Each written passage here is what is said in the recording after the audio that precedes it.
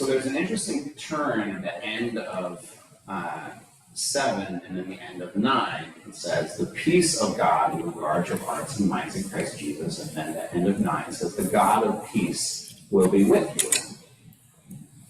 Well, I'll start by asking, what is the peace of God?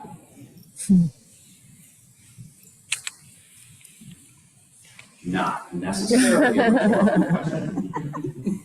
Yeah. I think it's what Tina was talking about, that peace within yourself, that rejoicing that you carry within yourself. Mm-hmm. A peace or that rejoicing that resides in yourself.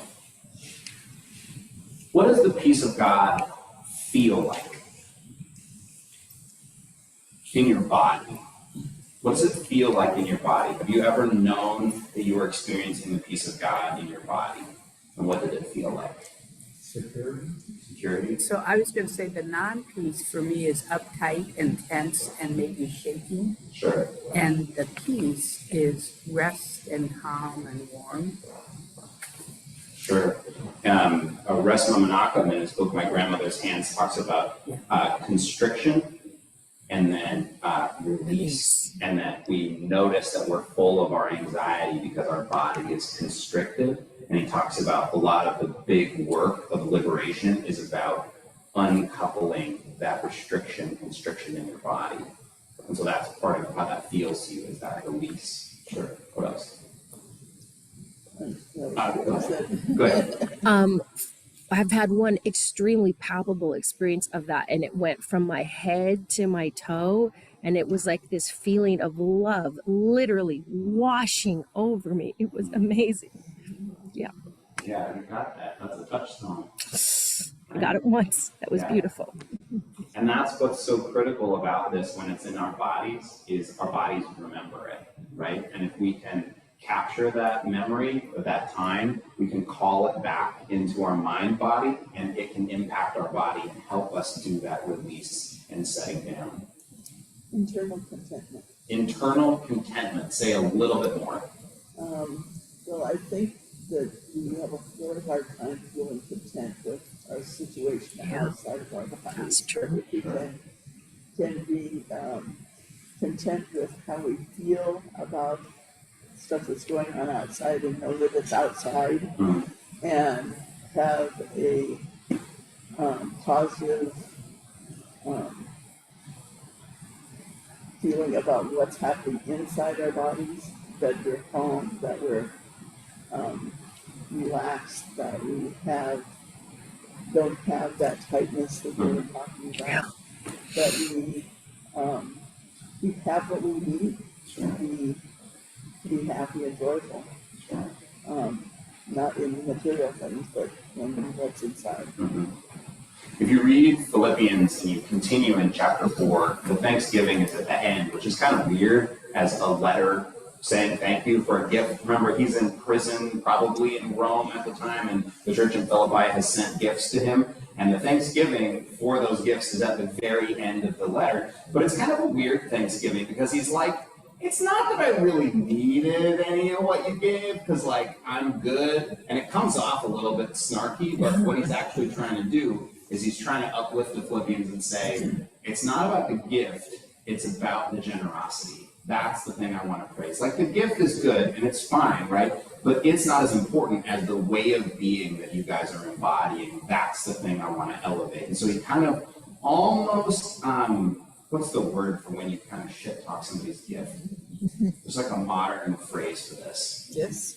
No, it's a very specific. Anyway, I'll think of it later. But he kind of like insults their gift in a way, but what he's trying to do is he's trying to not center the gift as if that's the important part. It's the attitude that they bring to it. And he does that by talking about his own attitude of, like, it's great that you did that, but like, that's not what's going to keep me okay, right? It's that centered internal thing that's actually going to do it for me. What else?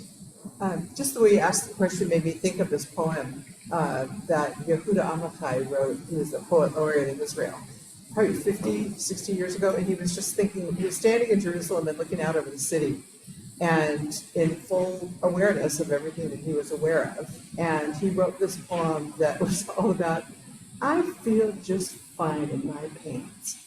And it's this notion of, you're fully aware, you're alive, you're taking it all in, and you just know that everything is right. And there is an industry to peace. It's not just chilling. True peace is energizing.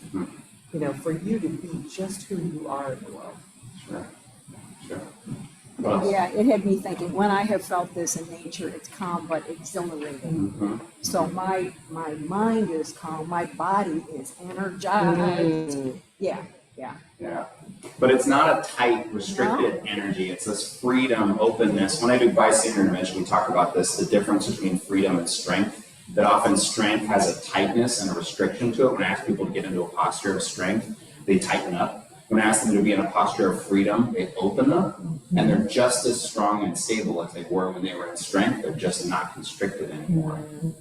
And it's interesting how our framing about that works, that freedom is strength, but when we imagine strength, we often imagine constriction, restriction, protection, preparation for harm. When I think about the peace of God, I think about this giant boulder in the middle of a river. I think about being able to be stable, rooted and grounded, centered as all kinds of shenanigans are rushing past me and around me.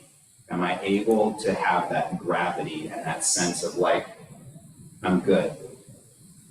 Even if it's not okay, I'm okay. I think that is what we need more than anything in the people of faith right now, is that sense of, it's not okay. It's kind of a hot mess. I'm okay. And I do believe, to your point, Mike, I believe that is about that trust. That like, I'm okay because I'm rooted in that which defines goodness and truth and mercy. I'm rooted in God, and I'm okay because it's the peace of God. And Paul says it surpasses our understanding. And he says that because the peace of God doesn't make any sense, right? How is it that we are going to be peaceful in the midst of shenanigans and chicanery? Is that the word? Chicanery. How are we going to be, how dare we be peaceful, right? If you're not angry, you're not paying attention, right? People are not going to be delighted that you are a peaceful person, because you're not participating in the anxiety, you're not participating in the scarcity, you're not participating in the fear. And it's not going to make sense to a lot of people. But what we are doing is we are becoming incarnate. Incarnation is the thing we talk about with Jesus, but it's a thing that actually does happen to us and through us when we incarnate, make flesh, make in our bodies the presence of the divine. And we are called to incarnate or embody sanctuary. That your peacefulness, your groundedness becomes like an umbrella, a protective cover for people that are afraid. Because you notice that when you're around somebody who's really rooted and grounded, your anxiety starts to lessen. It starts to lower. Your body starts to unclench. I would say that the peace of God feels like safety. What would it mean for us to be committed to incarnate, to embody safety?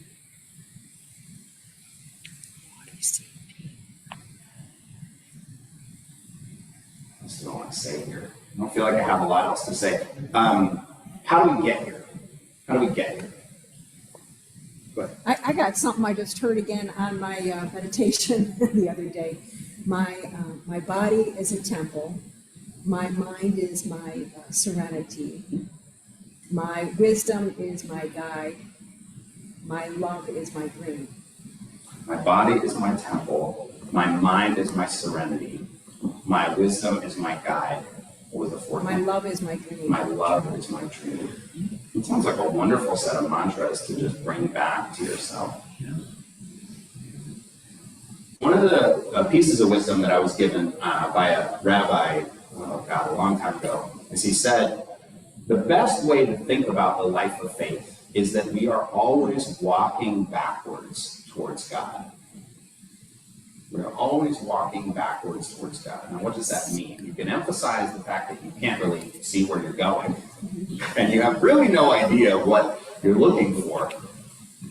And you can emphasize that the way that we know that we're moving towards God is we see how everything swoops in, we didn't understand, didn't expect, and fits into place and makes sense, right? I think you can only really recognize grace in hindsight. You can only really recognize the ways that you've been protected, the ways that you've been saved, the ways that you've been rescued, the ways that you've been cared for. You can know that safety because you've seen how it all has swooped in. Just think back through your life and think about all the things that have worked out that at the time didn't make any sense, weren't going to work out. It was not going to be okay.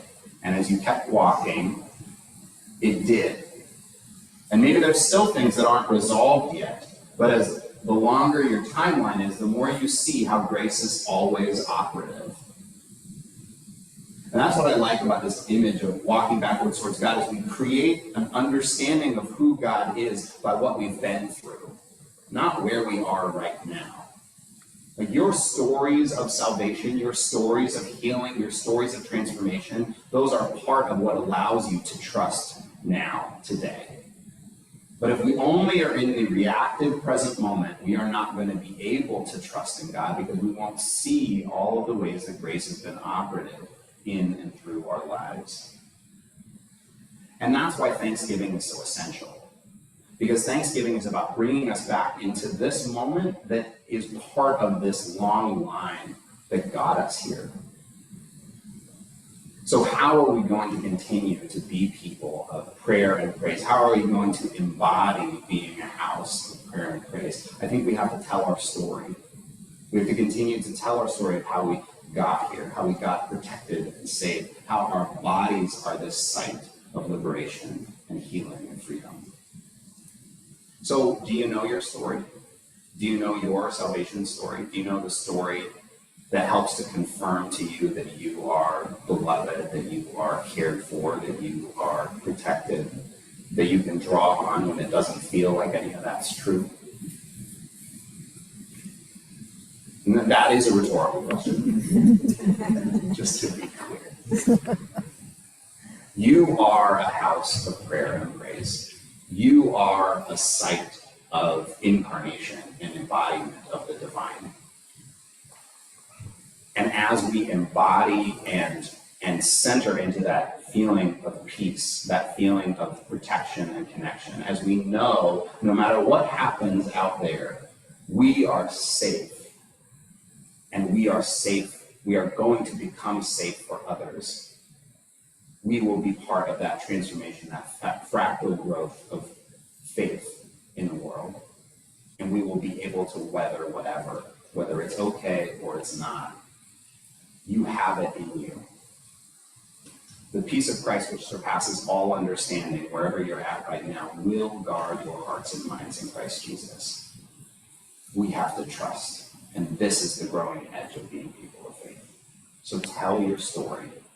Tell your story, because that is your energy and your propulsion into the